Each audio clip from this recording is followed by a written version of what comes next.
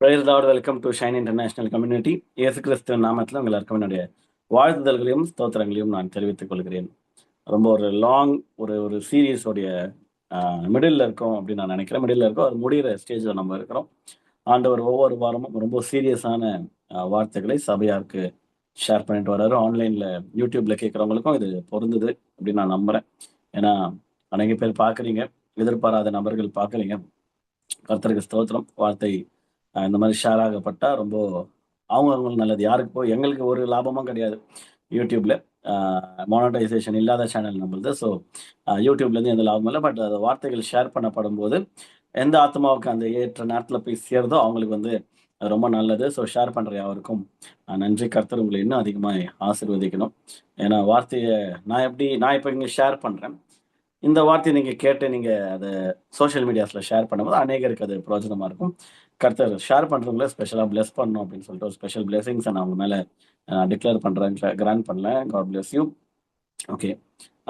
மல்கியா புஸ்தகத்துல இருந்து நம்ம ரொம்ப சீரியஸான சீரியஸான ஒரு டீச்சிங்ஸை நம்ம பார்த்து கொண்டு இருக்கிறோம். அதுல கிட்டத்தட்ட இது எத்தனாவது பாகம்? பாகம் 7. பாத்திரத்தின் ஓட்டைகள். அந்த அந்த சீரீஸோட ஃபர்ஸ்ட் பார்ட்டு ரொம்ப இன்ட்ரெஸ்டிங்காக இருந்துச்சு. எனக்கு தெரியாது ஆக்சுவலாக இவ்வளோ பெரிய சீரியஸாக அது போகும்ன்ட்டு. பட் காட் வந்து எப்பவுமே எஸ்ஐசியை பொறுத்த வரைக்கும் நிறுத்தி நிதானமாக தான் எடுத்துகிட்டு போக சொல்லுவேன். ரஷ் பண்ண வேணாம். மைட் பி எனக்கு எஸ்ஐசி இல்லாத வேறு சர்ச்சில் கல்வாரி கிரேஸ் சாப்பிள் உட்பட வாய்ப்பு கிடைச்சதுன்னா தொடர்ந்து நம்ம பிரசங்கம் இல்லாததுனால ஸ்லோ அண்ட் ஸ்டடியாக எடுத்துகிட்டு போக முடியாது. மேக்ஸிமம் 2 வீக் கிடைக்கும் ஒரு சீரியஸ் எடுக்கிற மாதிரி இருந்தால். பட் இந்த சபையும் இங்கே இந்த மக்களையும் கர்த்தர் இன்னும் அதிகமாக நேசிக்கிறார் நான் விசுவாசிக்கிறேன். ஏன்னா ஊழியக்காரனை கொண்டு நிறுத்தி நிதானமா ஆழமா தியானித்து அதை தியானித்து முடிக்கிற வரைக்கும் விடாம கன்சிஸ்டண்டா கர்த்தர் எடுத்துட்டு போறத பார்க்கும்போது கர்த்தர் சபையார் உங்களை எவ்வளவு நேசிக்கிறாருன்றது தான் எனக்கு கம்யூனிகேட் ஆகுது. ஸோ அந்த வரிசையில என்னென்ன ஓட்டைகள் இருக்கு நம்ம கிட்ட, என்னென்ன ஓட்டைகள் வந்து கர்த்தருடைய ஆசீர்வாதத்துக்கும் கர்த்தருடைய ஆசீர்வாதம் நம்ம வாழ்க்கையில நிலைநிற்கிறதுக்கும் கர்த்தருடைய பிளெஸிங்ஸ் எல்லாமே ஏன் நிலை நிற்க மாட்டேங்குது அப்படின்ற டவுட்ஸ் யாருன்னா இருந்துச்சுன்னா இந்த பாத்திரத்தின் ஓட்டைகள்ன்ற இந்த சீரீஸ் வந்து உங்களுக்கு பயங்கரமா ஹெல்ப்ஃபுல்லா இருக்கும். நீங்கள் மாத்திக்கிற பட்சத்துல இந்த ஓட்டை என்கிட்ட இருக்கு, எஸ் இது என்ன பத்தி தான் ஆண்டவர் சொல்றாரு, நான் மாத்திக்கிறேன் அப்படின்னு நீங்க மெனக்கெட்டு மாத்திக்கொள்ற பட்சத்துல பயங்கரமான ஆசீர்வாதங்களை வந்து நீங்க இன்ஹெரிட் பண்ணுவீங்க. ஃபர்ஸ்ட் பெற்றுக்கொள்வீங்க.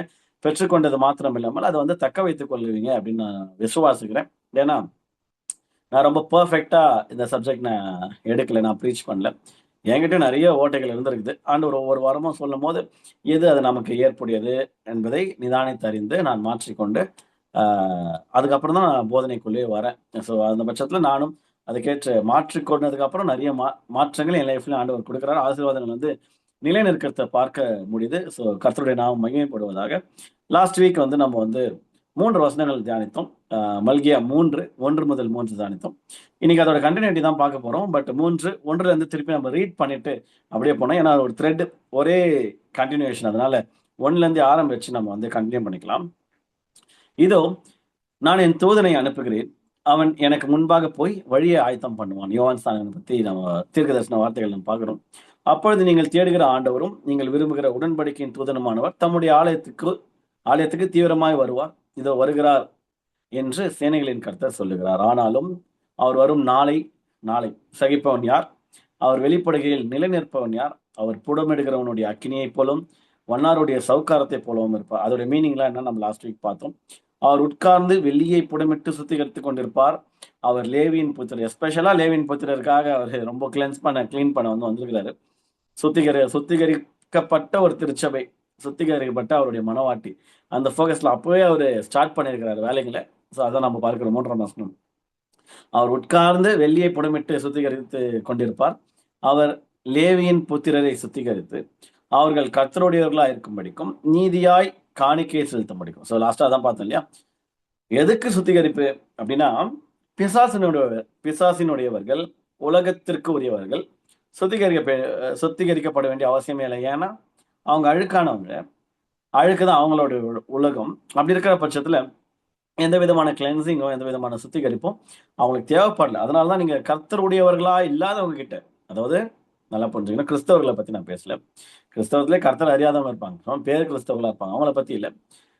கிறிஸ்தவர்களா இருக்கலாம், பை பர்த் கிறிஸ்டியன் ஃபேமிலியை பிறக்கப்பட்டதுனா இருக்கலாம். ஆனா கர்த்தர் உடையவர்களாய் இல்லாதவர்களிடம் போயிட்டு நீங்க வந்து பரிசுத்தம், சுத்திகரிப்பு, பாவம் இல்லாமல் இருப்பது, இல்ல பாவம் செய்யாம கர்த்தருக்கு பிரியமா இது மாரிலாம் சப்ஜெக்ட் பேசுனீங்கன்னா, போயா பூமரு அப்படின்ற மாரி திட்டிட்டு போயிடுவாங்க. ஏன்னா, அவங்களுக்கு வந்து என்ன காமெடி பண்ணுகிறீங்க? இந்த காலத்து 2026ல வந்து சுத்திகரிப்பு, பரிசுத்தம்னு என்ன ஒரே ஹியூமரா இருக்குது.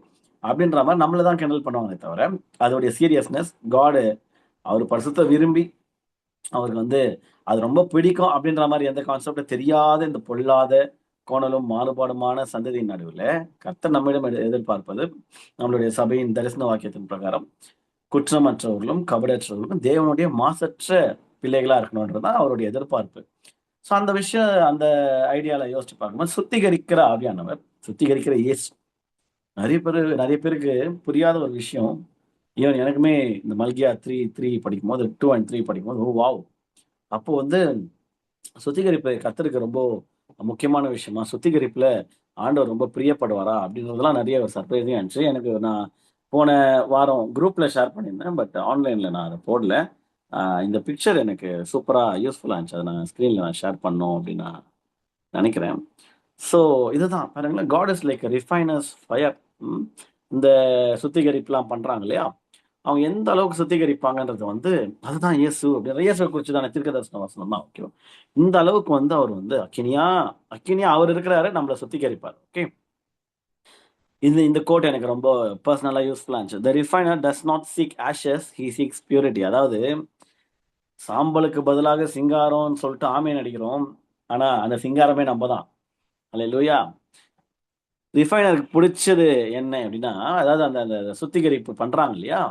சாதாரண கோல்டோ, சில்வரோ அவங்களுக்கு பிடிச்சது என்ன அப்டின்னா, சாம்பல் அல்ல, பரிசுத்தம், பியூரிட்டி. அந்த கோல்டோ, அந்த சில்வர் எந்த அளவுக்கு பியூரா வருதோ, அவ்வளோக்கு அவ்வளோ காஸ்ட்லியா வெளிய சேல் ஆகும். ஸோ அவங்களுடைய வேலையே அவங்க முழுக்க முழுக்க அவங்க எதுக்கு நியமிக்கப்பட்டிருக்காங்கன்னா, பியூரிட்டி.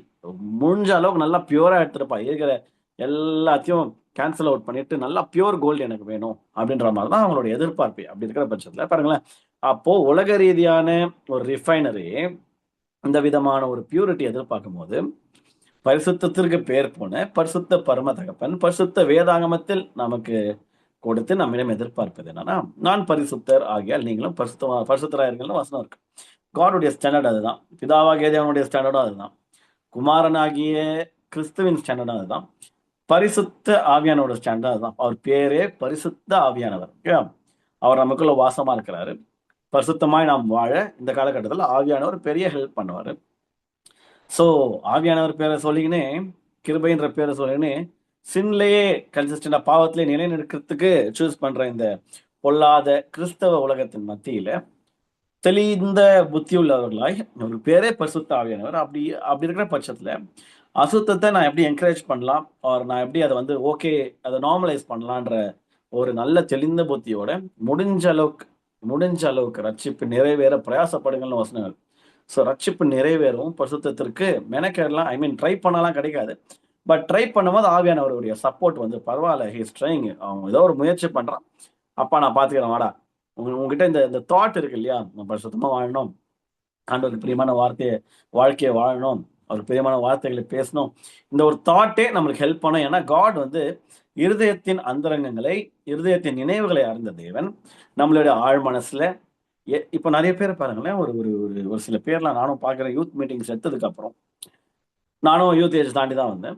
இந்த இந்த காலகட்டத்தில எஸ்பெஷலா இந்த யூத் மீட்டிங்ஸ் எடுக்கும்போதெல்லாம், ரொம்ப ஆ யூத் மீட்டிங்ஸ்னா வர பசங்க மட்டும் இல்ல, ஜெனரலா அந்த யூத்த பத்தின சப்ஜெக்ட்ஸ் பத்தி யோசிக்கும்போது, பரிசுத்தமா அப்டின்னா என்ன? அப்டின்ற மாரி ரொம்ப அவங்கள வந்து ரொம்ப அது வந்து தூரமா, ஏதோ ஸ்ட்ரேஞ்சா அயலான் மாரி அந்த பரிசுத்தத்தையும் இந்த மாரி கான்செப்ட் பரிசுத்தம்ன்ற கான்செப்ட்டே 1/4 கிலோ क्या है? அப்டின்னு கேட்கறாங்க. அதாவது 1/4 கிலோ எவ்வளோ?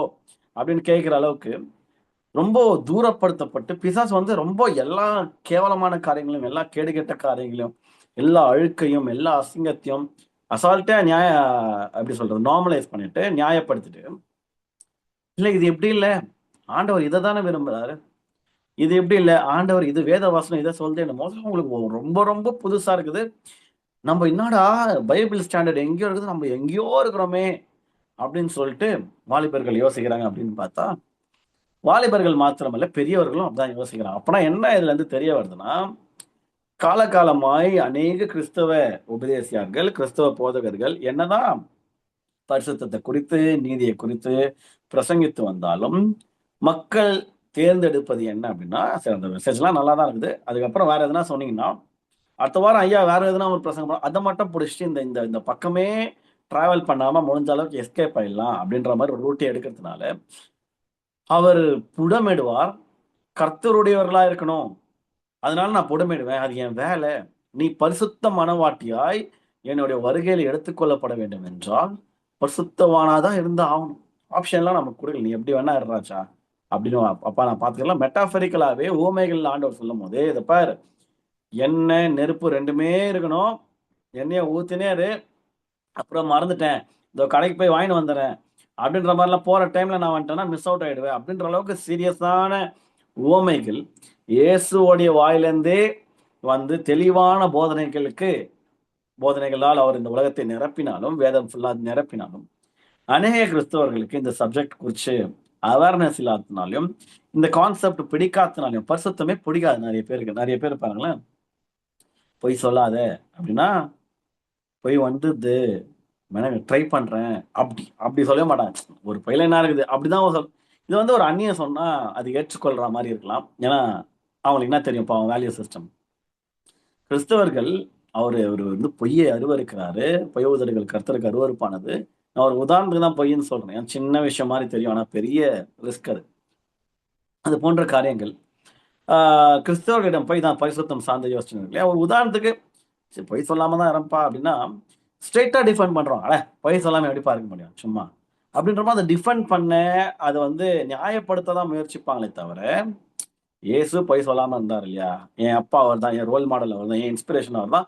அவரை பார்த்து மட்டும் தான் நான் வாழ்க்கை வாழ போறேன்ட்டு சூஸ் பண்ணிட்டு ட்ரை பண்றேன் சார். ட்ரை பண்றேன் பாஸ்டர்னு ஒருத்தர் கூட சொல்லி கேள்விப்படல. ஏன்னா கான்செப்ட் என்னன்னா, முடியாது, பரிசுத்தம் முடியாது, நீதி முடியாது அப்படின்னு எதை ஆரம்பிச்சாலும் எத்தையும் டபார்னு போட்டு வச்சு. ஏன்னா நாங்களாம் அதுவே ஒரு டைலாக் பேசுவாங்க, நாங்களாம் சாதாரண மனுஷன். இயேசுவும் தான் மனுஷனா வந்தார். 100% மனுஷனா வந்தார். அவருக்கும் டயர்டா இருந்துச்சு. அவரும் அழுதாரு. அவருக்கும் வேர்வை வந்துச்சு. அவருக்கும் கீழ்ச்சாமல மாதிரி அந்த மாதிரி ரத்தம் வந்துச்சு. அவருக்கு எமோஷன்ஸ் இருந்துச்சு. அவருக்கு பொய் சொல்லக்கூடிய சூழ்நிலைகள் வந்துச்சு. கூட இருக்கிறவங்களாம் மறுதலிச்சிட்டான். பொய் சொல்லிட்டு தான் போயிட்டு யாரு சார் உங்களுக்கு தெரியும் தானே. அவர் அப்படின்னா பேதர் நான் பொய் சொல்லிட்டார் முதல்ல. இல்ல இல்ல யாருன்னே தெரியாது, அந்த மனுஷன் யாருன்னே தெரியாது அப்படின்ட்டு பாருங்களேன். கூட இருக்கிறவங்களாம் பொய் சொல்லி மறுதளித்தாலும் நீ வந்து இதுக்கு ராஜாவா அப்படின்னும் போது நான் யாரப்பா சொன்னா அப்படிலாம் சொல்லிட்டு எஸ்கேப் ஆகல. ஆம் அப்படின்ட்டு ஒரே வார்த்தை சொன்னதுக்கு அப்புறம் அதான் பெரிய அவர் சிலுவையில் போட்டு ஒன் ஆஃப் த முக்கியமான கன்ஃபெஷன் அவர்கிட்ட இருந்து வந்தது. இதெல்லாம் ஒரு யூதனுக்கு ராஜாவா அப்ப நாங்களாம் யாரான்ட்டு ரோமர்கள் வந்து அவரை அரெஸ்ட் பண்ணி எக்ஸிக்யூட் பண்ணதை நம்ம பார்க்கிறோம். ஸோ யோசிச்சு பார்க்கும்போது அவர் வாழ்ந்த அதே உலகத்துல தான் வாழ்ந்துருக்கோம். இப்போ நம்ம நீங்க எப்படி கேட்கக்கூடாது, அப்போ அவர் சோஷியல் மீடியா வச்சிருந்தாரா, அப்பெல்லாம் அவர் டெம்டேஷன் இருந்துச்சா, டெம்டேஷன் இருந்துச்சாவா. நீங்க சோஷியல் மீடியால ஏதோ ஒரு விஷயம் பார்க்க கூடாது ஏதோ வந்துச்சுன்னா உங்களுக்கு இப்படி தள்ளக்கூடிய ஒரு வாய்ப்பு இருக்குது. இயேசு கிட்ட கையுமையுமாய் விபச்சாரத்தில் பிடிப்பட்ட ஒரு ஸ்திரியை அந்த அம்மா என்ன ட்ரெஸ் போட்டுருப்பாங்க நமக்கு தெரியாது. ஃபுல்லா போத்தி இருந்திருப்பாங்கன்னு மட்டும் கன்ஃபார்மா சொல்ல முடியாது. ஏன்னா கையுமையுமா சீன் நடக்கும் போது, ப்ராஸ்டியூஷன் நடக்கும் போது பிடிச்சி அப்படியே தூக்கின்னு வரானுங்க. நான் தான் ஐ விட்னஸ் போது அந்த அம்மாவுடைய ட்ரெஸ்ஸிங் எப்படி இருந்திருக்கும்னு யோசிச்சு பாருங்க. ஏசப்பாவால ஸ்கிரால் பண்ண முடியாது. அப்பேற்பட்ட கொடூர சிச்சுவேஷன்ல அவர் மாற்றப்பட்டாலும் ஒரு பெண் அந்த மாதிரி தப்பான உதாரணத்துக்கு சொல்றேன் ஒரு ஒரு ட்ரெஸ்ஸிங்ல இருந்தா கூட தலை குனிய வேண்டியவங்க அவங்க நம்பால் ஃபர்ஸ்ட் தலையை குஞ்சுதான் பேச்சுவார்த்தையே. பாத்தீங்களா எவ்வளவு பரிசுத்தர்னு. நான் காட் இவருக்கு அவங்க ப்ராஸ்டியூட்டா இருந்தாலும் வேசியா இருந்தாலும் அவங்க வந்து பாவியான ஸ்திரியா இருந்தாலும் அவருடைய பார்வையில மகள் தான் இருந்தாலும் இவருடைய அப்ரோச் நான் பார்க்கிறேன். How well he handle the situation. எவ்வளவு அழகா அந்த சூழ்நிலையை அவர் கையாளுறாரு. டக்குன்னு குஞ்சுக்கில் ஏதோ எழுத ஆரம்பிச்சாரு. அதுக்கப்புறம் எதிரில் இருக்கிறவனை ஆஃப் பண்ணிட்டு கிளம்புங்கடா, எவனும் பாவம் இல்லை, பாவம் செய்யாம இல்லை, இந்த அம்மாவையும் பார்த்து சொல்லி அனுப்பிடுறாரு. யோசிச்சு பார்க்கும்போது எவ்வளோ அவரும் இதே மோசமான உலகத்தில் தான் வாழ்ந்திருக்கிறாரு. அவரால கரை திரை அற்றவர்களாய் சுத்தக்கண்ணராய் பரிசுத்தராய் பொல்லாப்பு யாருக்கும் செய்யாம பொல்லாப்பு இந்த அளவுக்கு ரொம்ப சூப்பரான ஹை ஸ்டாண்டர்டான லைஃப் இயேசுவால் வாழ முடியும் என்றால் இயேசுவின் வித்துக்களாகிய சிலுவை நிமித்தம் நம்மை மீட்டெடுத்திருக்கிறார். கர்த்தருடைய பிள்ளைகள் அதை மட்டும் சொல்லிக்கிறோம் பாருங்க. நான் கர்த்தருடைய பிள்ளை எதுக்கு சொல்றோம்? ஆசீர்வாதத்துக்கு. கர்த்தருடைய பிள்ளைனா கர்த்தருக்குரிய அனைத்து ஆசீர்வாதங்களும் இருக்கு. கர்த்தருடைய பிள்ளையா, கர்த்தருக்கு ஐஸ்வர்யம் இருக்குதா, எனக்கு ஐஸ்வர்யம் இருக்கு. கர்த்தருக்கு மேன்மை இருக்கா, எனக்கு மேன்மை இருக்கு. கர்த்தருக்கு செழிப்பு இருக்கா, எனக்கு செழிப்பு இருக்கு. கர்த்தருக்கு பரிசுத்தம் இருக்குது உனக்கு அப்படின்னா, அது மட்டும் வேணாம், அது மட்டும் நான் வந்து தள்ளுபடி பண்ணிக்கிறேன் அப்படின்ற மாதிரி கூட ஏன் இவ்வளோ ஆசீர்வாதங்களை நம்ம வந்து இன்ஹெரிட் பண்ணி, இவ்வளோ ஆசீர்வாதங்களை வந்து நான் டிக்ளேர் பண்ணி, இயேசுவின் நாமத்துல அதை பெற்றுக்கொள்வேன். ஏசப்பா உங்ககிட்ட இருந்த ஐஸ்வர்யம், ஆசீர்வாதம், மேன்மை, செழிப்பு, சமாதானம், சந்தோஷம் எல்லாமே எனக்கு கொடுங்கன்ட்டு இதை இன்ஹெரிட் பண்றேன். நம்ம இதை வந்து ஆசையாய் பெற்றுக்கொள்கிறேன்னா, அவர் இடத்துல இருந்த பரிசுத்தத்தை, ஏசப்பா நீர் பரிசுத்தர், உங்களை போல என்ன பரிசுத்தரா மாத்துங்க, அப்படி ஏன் ஜபமே பண்றது இல்லைன்றதை நான் முன்னாடி ஒரு கேள்வியா வைக்கிறேன். பாத்திரத்தின் ஓட்டைகள் இதெல்லாம் ஒண்ணு. ஆண்டவரே நீர் நீதி பரறப்பா, நானும் நீதி செய்ய, நீதியை லவ் பண்ண, நீதியை நேசிக்க எனக்கு கற்றுத்தர வேண்டுமா ஜெபிக்கிறோம். இதுதான் நம்ம ஜபம் பண்ணோம். ஆனா அது விரும்புறது இல்லை. நீதி யாருன்னா செஞ்சா அவங்களையும் விரும்புறது. பாருங்களேன் உலகம் எப்படி மாறிட்டு இருக்கு. அப்பெல்லாம் அநியாயம் பண்ணா அதை தட்டி கேட்பாங்க. இப்ப நீதி பண்ணா அதை தட்டி கேட்க, நீ யாரா கேட்கறதுக்கு, நீ யாரா இதெல்லாம் மாத்துறதுக்குன்ட்டு நீதி செய்யறவங்களையும் செய்யக்கூடாம பண்ற ரொம்ப கேவலமான ஒரு உலகத்துல வாழும்போது கர்த்தருடைய எதிர்பார்ப்பு இந்த 3ஆம் வசனம் பார்த்து போற பிரகாரம் இதுதான் யாருக்கிட்டனா, லேவியின் புத்திரரை சுத்திகரித்து. அங்கதான் ஒரு கீயே. அல்லேலூயா. எஸ், லேவியின் புத்திரர். புதிய ஏற்பாடுல நம்ம எல்லாருக்குமே தெரியும், நம்ம எல்லாருமே இந்த கேட்டகரி தான். ராஜாக்களும் ஆசாரியர்கள்லாம் இந்த லேவி அந்த கோத்திரத்தார். ஓகே, லேவியின் புத்திரர் வரும்போது நீங்களும் நானும் தான். அவருடைய வேலை அப்பவே இயேசுவா அவர் இந்த ஃபர்ஸ்ட் கமிங், அதுலயே முதல் வருகையிலேயே 2000 வருஷத்துக்கு முதல் வந்த நோக்கமே இதை பேர்ப்பா வந்துட்டேன், என் அசைன்மெண்ட் என்ன, லேவியின் புத்திரர் இங்க இருக்கிறானுங்க என் பிள்ளைங்க, இவனுங்களை சுத்திகரிக்கணும்னு சொல்லிட்டு சுத்திகரித்து அவர்கள் கர்த்தருடையவர்களாய் இருக்கும்படிக்கும். அவருடைய போக்கஸே கர்த்தருடையவர். என் பிள்ளைங்க, என் பிள்ளைங்க, அவர் வந்து மெச்சுக்கிறார். என் பிள்ளைங்க என்ன மாதிரி இருக்காங்க, என் பிள்ளைங்க என்ன மாதிரி இருக்கணும், என்னை காட்டிலும் பெரிய காரியங்களை செய்வார். உடனே என்ன பண்றது, இயேசு எத்தனை அற்புதம் செஞ்சிருப்பாரு, 33 36 எத்தனை, நான் ஒரு 72வது செஞ்சிடணும். அப்படிதான் அவர் செஞ்ச அற்புதம். அவர் மரித்தோரை எழுப்பினார்னா, நிழல் பட்டு பேதுருவை போல, ஒரு பவுலை போல நிழல் பட்டு மரித்தவர்களை சுகமாக்கணும். இந்த மாதிரிதான் மைண்டு போதே தவிர, இயேசுவை போலன்னு வரும்போது அற்புத அடையாளங்கள் என்ன, இது என்ன, அது என்னன்னு இந்த மாதிரி வெளியரங்கமா ஊர் மெச்சிக்கிற காரியங்களை தான் செய்யணும்னு ஆசைப்படுறமே தவிர, எத்தனை பேரு மனசாட்சியை தொட்டு சொல்லணும், என்னை காட்டிலும் பெரிய காரியங்களை செய்வாய் அப்படின்னு சொல்லும் போது அவர் பரிசுத்தரா இருந்தது போல அதை விட அதிகமா நம்ம பரிசுத்தனா இருக்கணும். அவர் 33 வருஷம் தான் உலகத்துல வாழ்ந்தார். அப்ப 33 வருஷம் வாழ்ந்த அவர் பரிசுத்தர்னா அப்படியே டபுள் ஆயிட்டு நம்மளுக்கு 66 வருஷம் 70 வருஷம் கொடுத்தாலும் இத்தனை வருஷம் நான் பரிசுத்தமா இருக்க முயற்சிக்கிறேன். இயேசு எப்படி 33 வருஷமும் பரிசுத்தமா இருந்தாலும் நானும் அது போல ஃபுல்லா பரிசுத்தமா இருக்க பிரயாசப்படுறேன், முயற்சிக்கிறேன். ஏசப்பா ஆண்டவரே ஆவியானவரே எனக்கு ஒத்தாசை பண்ணுங்கன்னு சொல்லிட்டு யோசிக்கிறமான இல்ல வெளியரங்கமான காரியங்கள். ஏன்னா பரிசுத்தமா இருந்தா யாருக்கு என்ன பிரயோஜனம், யாருன்னா வந்து சூப்பர்ப்பா நல்ல பரிசுத்தமா உடத்த விட மதிக்க மாட்டான், என்கரேஜ் பண்ண மாட்டான், மோஸ்டா கேவலமா பார்த்துட்டு போயிடுவாங்க. ஐயே என்ன பழம் மறிக்குது அப்படிதான் பார்ப்பாங்களே தவிர யாரும் மெச்சிக்க மாட்டாங்க. ஆனா ஒருத்தருக்கு மட்டும் அது ரொம்ப பிடிக்கும். அதுதான் நம்ம பிதாவாகிய தேவன், குமாரன் கிறிஸ்து, பரிசுத்த ஆவியானவர். இவங்களுக்கு ரொம்ப பிடிச்சது வந்து இந்த ஹோலினஸ். அதனாலதான் அடிக்கடி வந்து கான்ஸ்டன்டா பைபிள் ஃபுல்லா ரிப்பீட் பண்ணினே இருப்பார். சுத்திகரித்துக் கொள்ளுங்க, நாளைக்கு பெரிய காரியங்களை செய்வேன், பார்ப்பீங்க, செய்வோம் அப்படின்ற மாதிரி. சோ லேவியின் புத்திரரை சுத்திகரிக்க வந்தவர் அவர்கள் கர்த்தருடையவர்களா இருக்கும்படிக்கு என்ன பண்ணாராம், நீதியாய் காணிக்கையை செலுத்தும்படிக்கு. கர்த்தருடையவர்களா இருக்கிறவங்க நீதியாய் காணிக்கையை செலுத்தணும். இதுக்கு முன்பதாக நம்ம பார்த்தோம், நீதியாவே செலுத்தல, அறக்குறையெல்லாம் அவங்க காணிக்கையா போட்டாங்க. அதோடைய கான்சிக்வன்சஸும் ஹெவியா ஃபேஸ் பண்ணாங்க.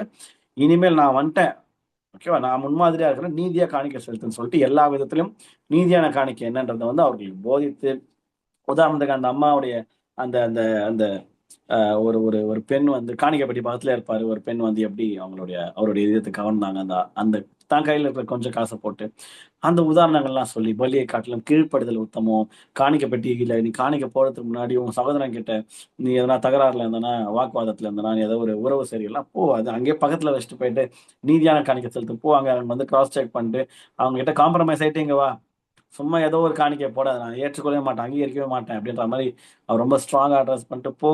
உன் சகோதரத்துல ஏதோ ஒரு டிஸ்கம்ஃபர்ட் இருந்துச்சுன்னா, ஏதோ ஒரு இடரல் இருந்துச்சுன்னா போ, என்ன மேட்ரோ அதை பேசி தீர்த்து வந்து காணிக்கை போ. அதுதான் காடோடைய ஸ்டாண்டர்ட். இந்த காலகட்டத்தில் அப்படி இருக்குமா கேள்வி உங்ககிட்ட நான் வைக்கிறேன். அதுதான் நீதியான காணிக்கை. நீதியாய் காணிக்கை செலுத்தும் படிக்கும் அவர் பொன்னை போலவும் வெள்ளியை போலவும் புடமிடுவார் என்று சொல்லி போன வீக் பார்த்தோம். இன்னைக்கு கொஞ்சம் அந்த வசனத்துல இருந்து எக்ஸ்ட்ரா நான் கோட் பண்ணேன். அடுத்த வசனம், அப்பொழுது இப்பதான் அவருடைய வருகைக்கு அப்புறம் இந்த மாதிரி அவர் பண்ணுவாரு. அப்பொழுது பூர்வ நாட்களிலும் முந்தின வருஷங்களிலும் இருந்தது போல. ஓகே, அப்ப அது ஆல்ரெடி இது இருந்திருக்கு. அந்த ஹிஸ்டரி ரிப்பீட் ஆகும்ன்றாரு. ஓகே, இருந்தது போல யூதாவின் காணிக்கையும் எருசலேமின் காணிக்கையும் கர்த்தருக்கு பிரியமா இருக்கும். ஓகே, காணிக்கையும் எருசலேமின் காணிக்கையும் கர்த்தருக்கு பிரியமா இருக்கும். அப்போ நம்மளும் காணிக்கைகள் கொடுக்குறோம், பணமா கொடுக்குறோம், பொருளா கொடுக்குறோம், ஊழியக்காரங்களுக்கு கொடுக்கறது மூலியமா கர்த்தருக்கு. நிறைய பேருக்கு இந்த கான்செப்டே புரிய மாட்டேங்குது. செம தமாஷா ஆகுது சில பேர்கிட்ட பேசும்போது. நிறைய பேர் என்ன நினைக்கிறாங்கன்னா, ஊழியக்காரங்களுக்கு கொடுக்கும்போது அவரு நல்லா தானே இருக்கிறாரு. நான் இப்போ இவங்களுக்குலாம் என்ன பேருனா, பிச்சைக்காரனா ஒரு பாஸ்டர் வேணும். அப்போ வந்து அவருக்கு ஒரு 10 ரூபா இருந்தாங்க பாஸ்டர் டீ குடிக்க சவுண்டா, ஐயா ஸ்தோத்திரம்மா அப்படின்றா. இவங்க கடவுளாகவும் அவர் ஒரு பிச்சைக்காரன் மாதிரியும் அப்படியே கையெடுத்து கும்பிட்டா, ஐயோ உன் காணிக்கையில் தான் நான் வாங்குறேன் எப்படி இருந்தா மனசார செய்வாங்க. ஏன் அவன் பிச்சைக்காரர் மாதிரி இருக்கிறாரு, போனா போதும் ஒரு 20 ரூபா காணிக்கை போட்டு போலாம் டீ சாப்பிட்டு, இந்த மாதிரி மனசார செய்யறாங்க. அதே பாஸ்டர்ஸ் ஊழியக்காரங்க கொஞ்சம் கர்த்தர் கிருபையில நல்லா இருக்கும்போது, எதுக்கு கொடுத்துக்கினே நம்மளுக்கே இவ்வளவு செலவு இது, இவ்வளவு மோசமா பீப்புளோட பிஹேவியர் மாறிச்சு. ஏன் தெரியுமா? ஒரு ஊழியக்காரனுக்கு கொடுக்கறது த்ரூ ஹிம் ஆண்டவருக்கு போய் ரீச் ஆகும்னு தெரிய மாட்டேங்குது பாருங்க. இது வந்து பேசிக் எலிமெண்ட்ரி. இதுவே தெரியலன்னா அவங்களுக்கு இவங்களால என்ன பண்றதுன்னு தெரியல. இந்த காலகட்டத்தில் இதெல்லாம் கேள்விப்படும் போது செம காமெடியாகுது. எனக்கும் இந்த மைண்ட் செட் வந்துச்சு. எப்போ நான் உதாரணத்தோட சொல்றேன், ஒரு பேர் குறிப்பிட விரும்பல, ரொம்ப ரொம்ப ரொம்ப பணக்கார, ரொம்ப ரொம்ப ஃபேமஸான ஒரு கிறிஸ்டியன் வர்ஷிப்பர் பிரசங்கியார் அவருடைய திருச்சபைக்கு போகக்கூடிய சூழ்நிலை வந்துச்சு. ஒரு ஊரை விட்டு இன்னொரு இன்னொரு டிஸ்ட்ரிக்ட்க்கு டிராவல் பண்ணி போயிட்டு அவங்களுக்கு சர்ச்சை அட்டன் பண்ணக்கூடிய ஒரு சூழ்நிலை. அட்டன் பண்ணோம். செம்மையா இருந்துச்சு ஆராதனை. கர்த்தருடைய வார்த்தையினால் நான் ஆசீர்வதிக்கப்பட்டேன். வர்ஷிப் எனக்கு யூஸ்ஃபுல்லா இருந்துச்சு. முடிஞ்சதுக்கு அப்புறம் காணிக்கை பகுதியில் அவங்க வந்து ஒரு ஸ்பெஷல் மீட்டிங் மாதிரி வச்சாங்க. Special offerings. அவங்க வந்து யாரையும் எப்படி சொல்றது, வற்புறுத்தல, இந்த கட்டுப்பாடும் இல்லாமல் நாங்கள் வந்து ஸ்பெஷலா இந்த மாதிரி மீட்டிங் வந்து உங்களுக்காக தான் இந்த இவ்வளோ பெரிய ஹால் அரேஞ்ச் பண்ணியிருக்கோம். இன்ட்ரெஸ்டட் பீப்புள் ஸ்பெஷல் ஆஃபரிங்ஸ் சிறப்பு காணிக்கைகள் கொடுக்குற மாதிரி இருந்தால் இதோ எங்களோட அசிஸ்டன்ட் பாஸ்டர் இன்னார் இருக்கிறாரு, இவர்கிட்ட கொடுத்துருங்க அப்படின்னு சொல்லிட்டாங்க. எனக்கு உடனே இங்க தோணுது, காணிக்கை போட்டாச்சு, ஏன் கொடுக்கணும் அப்படின்ற ஒரு மாதிரி பேரு. நான் வந்து பாஸ்டர் கிடையாதுன்னு நினைக்கிறேன். ஆமா, அசிஸ்டன்ட் பாஸ்டர்லாம் கிடையாது, ஊழியக்காரன். தெரியும்ல, பாஸ்டர் புள்ள தானே நான், இது கூட தெரியல. நான் ஜட்மெண்டல் வியூ இப்படி போகுது மைண்டு. இவர் இருக்கப்பட்டவர் தான் நம்பர் 1. இருக்கப்பட்டவரா இருக்குது. கழுத்துல கண்ணில் காதுல தான், காதுல ஏதோ இருக்காது பாருங்களா, ஆம்பளை கழுத்துல செயின் போட்டுக்கிறாரு, கோல்டு செயின் போட்டுக்கிறாரு. என்ன கார்ல வராரு? இந்த கார்ல வராரு. ஓகே, அவருடைய பொருளாதாரம் வாட்ச் கீச்சு ஓகே, எல்லாத்தையும் பார்த்து வச்சு நல்லா இருக்கப்பட்டவர். இப்போ நான் என் ஜிபேயும் என் பேங்க் என்னுடைய பர்ஸையும் பார்த்தா திருப்பி ஊருக்கு போகிறதுக்கு வந்து போன செலவுங்க, இதுக்கெல்லாம் கடன் வச்சு இது எப்போ கொடுக்குறது, இந்த மாதிரி ஒரு மைண்டு ஓடினே இருக்கு. கால்குலேஷன் இதெல்லாம் ரொம்ப ரொம்ப ஒரு 5 செகண்டுக்குள்ள நடக்கும். இதெல்லாம் எல்லாம் உங்க பழகப்பட்டது தான். சும்மா யாரையோ பார்க்குற மாதிரி என்ன அவ்வளோ கேவலமாக பார்க்காதீங்க. நான் உங்களை பற்றி கூட சொல்கிற மாதிரி இருக்கலாம், ஆனால் இது உண்மையான நடந்த கதை. யோசிக்கிறேன், இருக்கப்பட்டவர் தானே இவங்க. சபைலாம் இருக்கப்பட்டவங்க நல்லா பணக்கார ஆட்கள் வருவாங்க, பெரிய பெரிய காரணம் தான் வருது, பிஎம்டபிள்யூ வருது, ஆடி வருது, வெளியே நிற்குது. அதெல்லாம் பார்த்துட்டு டே என்னடா எல்லாம் பெரிய நம்மளாம் எப்பயாவது பார்க்கக்கூடிய கார்கள்லாம் அடிக்கடி சூப்பர் அசால்ட்டா நிற்கிறீங்கன்னு பார்த்துட்டு ஒன்னு தான் ஆண்டவர் சொன்னார். எதுக்கு என்கிட்ட பேசுறாரு ஆண்டவர், ஹோலி ஸ்பிரிட் உள்ளதே. ஒன்னே தான் கேட்டார், அவங்க கிட்ட என்ன இருக்குன்றதை விட எதுக்கு மீட்டிங்க்கு வந்த மீட்டிங் பிரயோஜனமா இருந்துச்சா, அவ்வளவுதான். ஆண்டவரே வார்த்தை அவ்வளோ எனக்கு யூஸ்ஃபுல்லா இருந்துச்சு. ஓகே, இந்த மீட்டிங் இல்லை, ஸ்பெஷல் மீட்டிங்காக நடத்தலை. அவங்க சபை 300 பேரை தான் ஆக்குபை பண்ணோம், அவங்களுடைய ஒரிஜினல் சர்ச்சு. அந்த இடத்துல வச்சிருந்தாங்கன்னா நீ வந்த டைமுக்கு உள்ள வந்திருப்பியா? நாங்கள் கொஞ்சம் லேட்டாக போனோம், செம்ம க்ரௌடு, ஃபுல் 1500 பீப்புள். ஐயா ஆண்டவரே வாய்ப்பே கிடையாது. அப்போ வார்த்தை உனக்கு கிடைச்சிருக்காது, ஆமாவா இல்லையா? ஆமா. அப்போ உங்களுக்காக உன்ன மாதிரி வெளியிலேருந்து வர ஆட்கள் வருவாங்கன்னு அறிந்து ஸ்பெஷல் மீட்டிங் வைக்கிறாங்களே, எக்ஸ்ட்ரா காணிக்க அவரு கூடன்னு சொல்ல, இதெல்லாம் நீங்க யோசிக்கலாமான்ட்டு செருப்பை கட்டி அடிக்கிற மாதிரி ஒரு கேள்வி கேட்டேன். எனக்கு ரொம்ப விஷயமாயிடுச்சு. ரொம்ப ஐ வாஸ் வெரி மச் அஷ்யம்டு. ஏன் அசிங்கமாயிடுச்சுன்னா, ஆண்டவர் கேட்டது எனக்கு அசிங்கமா இல்லை, நீ ஏன் இதை பத்தி யோசிக்கிற? கொடுக்காமப்பா, அது அடுத்த விஷயம். இப்போ நான் கொடுக்கலன்னா யாரா இருந்தா, காணிக்கை பெட்டில் காணிக்கை போட்டாச்சு, ஸ்தோத்திரம், அதுக்கு தானே. ஸ்பெஷல் ஆஃபரிங் கொடுக்கலன்னு எவன் தான், அது பிரச்சனை இல்லை. இதை பத்தி ஒரு ஜென்ரல் அனௌன்ஸ்மெண்ட் தானே பண்ணாங்க. அவங்க இருக்கப்பட்டவங்க தான். உனக்கு ஏன் மைண்ட் வந்து அவங்க இருக்கப்பட்டவரா, அந்த பாஸ்ட் இருக்கப்பட்டவரா, அந்த சபை எப்படிப்பட்ட சபை? அப்போ என்ன மைண்ட் செட்டுனா, அவங்க ரொம்ப கீழே இருக்கணும், நீ கொடுக்குற ஒரு 100 200 500ல வந்து அவங்க மேல வந்துடணும். அப்போ நீ மெச்சிக்கலாம், நான் போட்ட காணிகள் தான் இன்னைக்கு இவங்களா. இதுனா கேவலமான புத்தின்ட்டு டபார்னு ஒரு அடி ஒரு ஒரு ஸ்ட்ராங் ஒரு எப்படி சொல்றது ஒரு பூகம் மாதிரி வச்சதுக்கப்புறம் எனக்கு ரொம்ப ஒரு மாதிரி ஆயிடுச்சு, ரொம்ப அசிங்கமாயிடுச்சே. ஏய் நான் நீயே இவ்வளவு கேவலமா யோசிக்கிற, அப்ப சாதாரண மக்கள் இப்படி யோசிச்சா என்னன்ற மாதிரி எனக்கு ரொம்ப இதுவாயிட்டு மனசார நான் போயிட்டு என்கிட்ட இருந்த பெஸ்ட் ஆஃப் காசு ரொம்ப கம்மியாயிருச்சு, அதுல பாத்துக்கலாம் நாளைய குறிச்சு கவலைப்படாம அப்படின்ட்டு போயிட்டு அவர் சொன்ன அந்த நபர்கிட்ட கொடுத்துட்டு வந்துட்டேன். ஓகேவா? வரும்போது எனக்கு அவ்வளவு சமாதானமா இருந்துச்சு. ரிட்டர்ன் வரும்போது ஏதோ பெருசா சாதிச்ச மாதிரி. ஏன் தெரியுமா? ஃபர்ஸ்ட் டைம் இருக்கப்பட்ட சபைன்னு தெரிந்தும், நல்லா வளரக்கூடிய சபைன்னு தெரிந்தும், நல்லா பணக்காரங்களா வந்து எப்பா அவங்கலாம் லட்சக்கணக்கில் கூட காணிக்கை கொடுக்குற ஆளுன்னு தெரிந்தும், என்கிட்ட இருக்கிற கொஞ்சத்துல பெஸ்ட்டை எதற்காக கொடுத்தேன்னா, மைண்ட் செட்டை மாத்தி நான் அவருக்கு கொடுக்கல. என்னை இந்த வார்த்தையினால் திருப்தியாக்கின இந்த திருச்சபைக்கும், இந்த பாஸ்டருக்கும் பெஸ்ட் வேர்ட் ஆஃப் காட் குடுத்தாரு இல்லையா? இந்த மனுஷன நான் எப்படி ஹானர் பண்றது? தனியா போய் சால்வ போட்டா எதுனா பிரயோஜனமா? இல்ல. இவர டைரக்ட்டா ஆக்சஸும் பண்ண முடியாது. பெரிய தலைங்க. பேர் சொன்னா ஜாலியா ஆயிடுவீங்க நீங்கலாம். இதெல்லாம் நம்மளுக்கு புடிச்சமான ஆளுங்க தான் இருப்பாங்க. நீங்களே கற்பனை பண்ணி. எப்படி போயிட்டு இவரு எ எந்த மாரினா அவங்ககிட்டலாம் போய் செல்ஃபிலாம் எடுத்துப்பாங்களோ, அந்த மாரி ஒரு ஊழியக்காரர். எப்படி பார்த்தாலே ஒரு ஆக்சஸ் பண்ண முடியாது. என்னால முடிஞ்சது அல்டிமேட்டா என்ன முடியும்னா, எங்களுக்காக தான் நீங்க ஸ்பெஷல் மீட்டிங் வச்சீங்க. ஸ்பெஷலா வெளியூர்ல இருந்து வந்தவங்களுக்கு. தேங்க் யூ சோ மச் சொல்ட்டு, அந்த அசிஸ்டன்ட் பாஸ்டருக்கு கையில குடுத்துட்டு, ரொம்ப சின்ன காணிக்கை. Very small offering pastor. Thank you so much. எங்களுக்காக இந்த இதுல இது நடத்துனது. நாங்க சென்னையில இருந்து வரோம். It means a lot to us. எங்களுக்காக இந்த இடத்த தனியா ஒரு இடம் வாடகை எடுத்து நடத்துனீங்களே thank you so much. We are greatly blessed அப்படின்னு சொல்லிட்டு, ரொம்ப ஆசீர்வதிக்கப்பட்டோம்னு சொல்லிட்டு வந்துட்டு அப்பதான் எனக்கு சந்தோஷமா இருந்துச்சு. ஏன்னா என்னுடைய என்னுடைய என்ன சொல்றது ஃபீட்பேக் அது. Thank you. இந்த மாரி அடுத்த வாட்டி நீங்க பண்ணீங்கன்னா, இந்த மாரி எங்கள மாரி ஆட்கள நினைவு கூருங்க. உங்க சர்ச்ச மட்டும் நீங்க யோசிச்சீங்கன்னா, வெளி ஆட்கள் வரும்போது இடம் இல்லாம சாரி சாரி பிரதர் இங்க ஆல்ரெடி ஹவுஸ் ஃபுல் ஓவர்ஃப்ளோ ஆயிட்டு இருக்கு. You can't come inside. அடுத்த ஆராதனை ஈவினிங் தான் வரும். நம்மளுக்கு ஏதோ மதியானம் ட்ரெயின் இருக்குது. போ முடியாது. பாருங்க ஒரு ஊழியக்கார் மெனக்கெட்டு யோசித்து ஃபர்ஸ்ட் ஆட்கள் வருவாங்க. வெளிய எடுத்து ஸ்பெஷல் சர்வீஸா நடத்தலான்ட்டு யோசிச்சத, என் புத்தியெல்லாம் ஆண்டவர் நல்லா கழுவி சுத்திகரிச்சு ஏதோ ஒண்ணு பண்ணி இல்ல. குடுக்கணும்னு மைண்ட் வந்தா குத்துரு. அப்புறம் பார்த்துக்கலான்ற ஆண்டவர் சந்தித்தார். அதுக்கப்புறம் தேவையில்ல. எதுக்கு இத சொல்றேன்னா, உங்கள மாரி நானும் வந்திருக்கிறேன். இத பத்தி பேசினருக்கும். காணிக்கையும் கர்த்தருக்கு பிரியமா இருக்கும். அதாவது நம்மளுடைய மைண்ட் செட் ஊழியக்காரங்களுக்கு ஊழியக்காரங்களுக்கு கொடுக்கிறது த்ரூ தெம் ஆண்டவருக்கு கொடுக்குறது. அதுதான். அல்டிமேட்டா ஆண்டவருக்கு கொடுக்கிற காணிக்கை.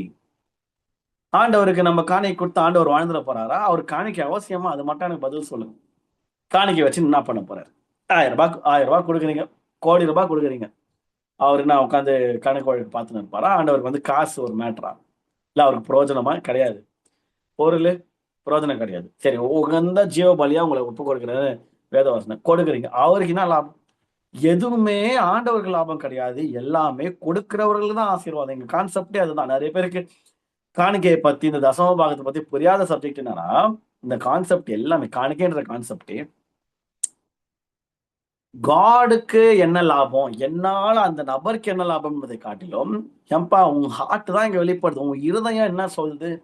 அது உங்க இருதயத்தில அவுட்ஃப்ளோ ஆஃப் ஹார்ட் தான். அதனால தான் व्यசனமாயும் அல்ல, கட்டாயமாயும் அல்ல.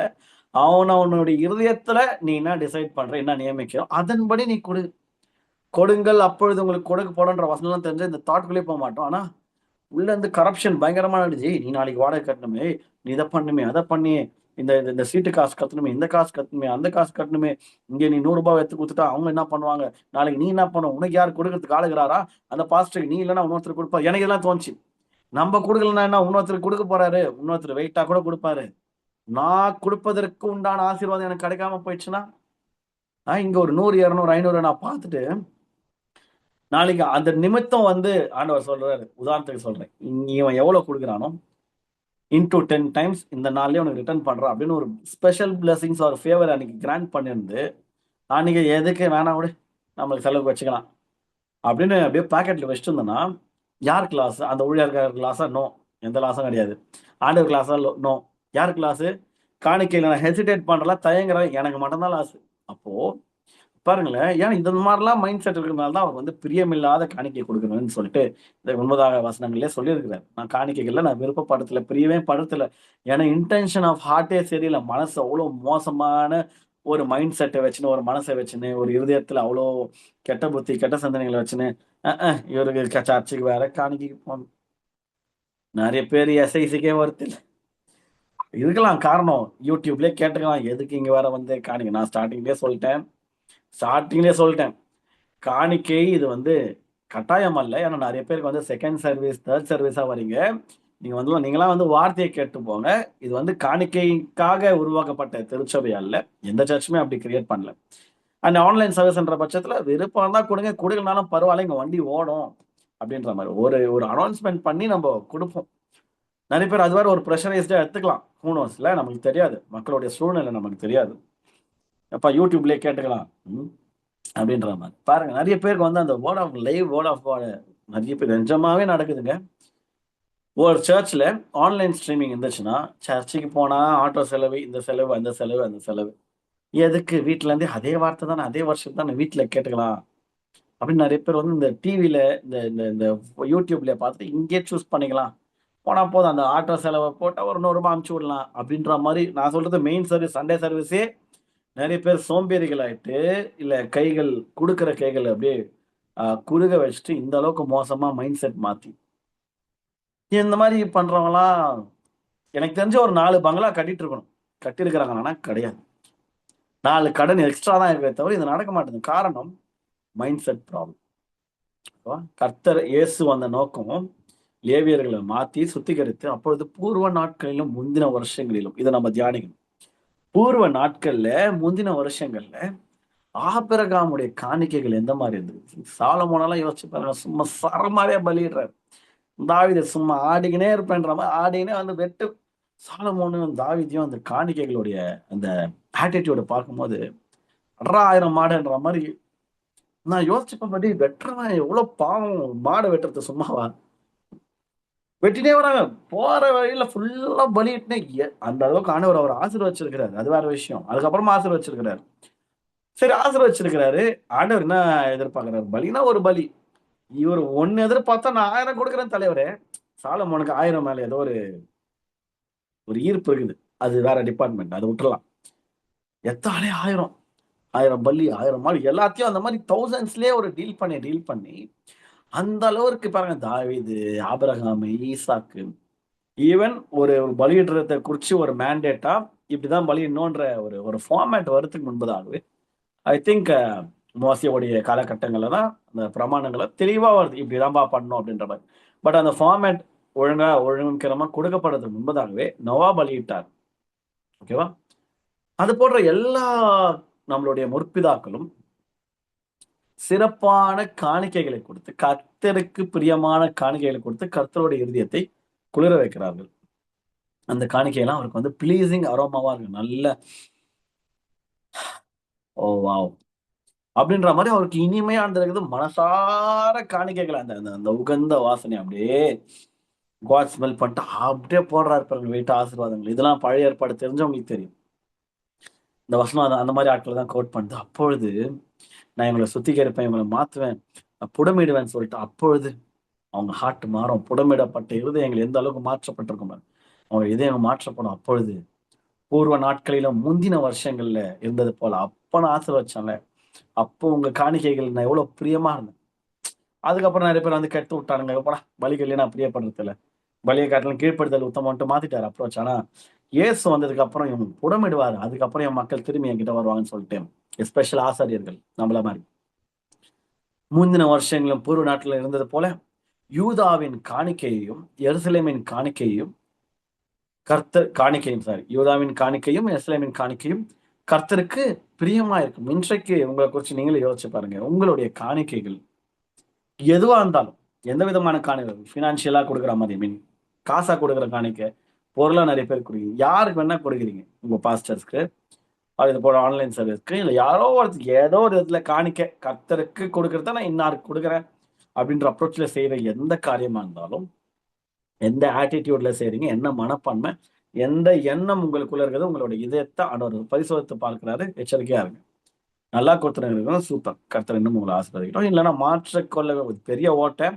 அதையும் ஃபர்ஸ்டே சொல்றேன், மாற்றிக்கொள்ள விரும்புகிறவர் மாற்றிக்கொள்ளுங்க. ரீசெண்டா ஒரு கதை கேள்விப்பட்டேன், அதை குறித்து பேச எனக்கு விருப்பம் இல்லை. ஏன்னா ரியல் லைஃப் ஸ்டோரி, பட்டுன்னு அவுத்து விட்டா யாருன்னு பட்டாருன்னு கண்டுபிடிச்சலாம். அந்த மாதிரி அந்த மாதிரி இந்த மாதிரி காணிக்கையில கொஞ்சம் அப்படியே கொஞ்சம் இழுத்து பிடிச்சிட்டு எவ்வளவு கிளாடி பாரு நானு பிடிச்சி பயங்கரமான லட்சக்கணக்கில் பேக் ஃபயர் ஆயிட்டு இருக்குது. கேட்கும் போது உடப்பாய் இப்பட்டுக்கான காசுக்கு ஆண்டவர் கொடுக்கத்த புடிச்சு வச்சுட்டு லட்சக்கணக்கில் இழக்கிறீங்களே நீங்களாம் என்ன என்ன கிறிஸ்தவங்க அப்படின்னு தோணுச்சு. என்கிட்ட டேரக்டா வரல, நான் எதுவும் வந்தா சொல்றேன். இங்க இவ்வளோண்டு இதை கொடுத்துருந்தா அங்க ஆண்டவர் கிருபை பாராட்டிருப்பார்ல, என்னத்த அப்படி வாரிக்கு போறீங்க அப்படின்ற மாதிரி கேட்கணும். வந்திருந்தா கேட்டிருக்கலாம். பட் அது சொன்னாவது மக்களுக்கு புரியும். ச்சே, இதை நான் கொஞ்சம் ஒழுங்கா டைட் பண்ணியிருந்தேன், ஒழுங்கா கீழ் பண்ணிச்சு இவ்வளோ பெரிய ஆசீர்வாதத்தை நான் லட்சக்கணக்கில் நான் வந்து சேவ் பண்ணியிருப்பேன்ற மாதிரி இதெல்லாம் நடக்குது, கண்ணு முன்னாடி பார்க்குறோம். ரொம்ப கஷ்டமா இருக்கு. எஸ்ஐசிக்கு வரவங்க அப்படி இருக்கக்கூடாது. மாற்றிக்கொள்ள வேண்டிய விஷயங்களை பெரிய ஓட்ட மாற்றிக்கொள்ளுங்க. கடைசி வசனம், இன்றைய தியானத்தின் கடைசி வசனம், 5ஆம் வசனம். நான் நியாய தீர்ப்பு செய்யும்படி உங்களிடத்தில் வந்து, அதாவது 2ஆம் வருகை, அது குறிச்சுதான வசனம். நியாய தீர்ப்பு செய்யறதுக்கு அவர் வரப்போறாரு, எல்லாருக்குமே தெரியும்.